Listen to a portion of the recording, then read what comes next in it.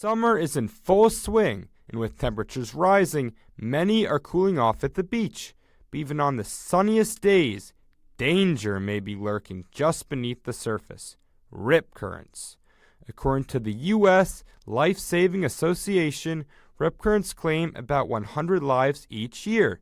But what causes them? When waves move from deep water towards shore, water piles up near the beach. As it rushes back out, it often funnels through narrow paths, forming a powerful current moving away from land.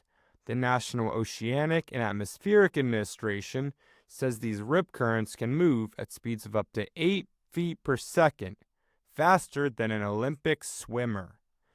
Rip currents can be hard to spot, but they often appear darker than the surrounding water.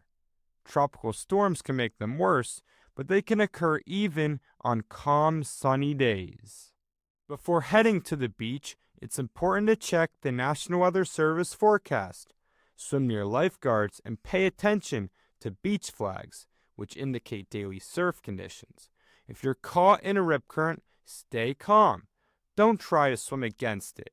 Instead, let it carry you out while waving for help. If you're able, swim parallel to the shore until you're free from its grip.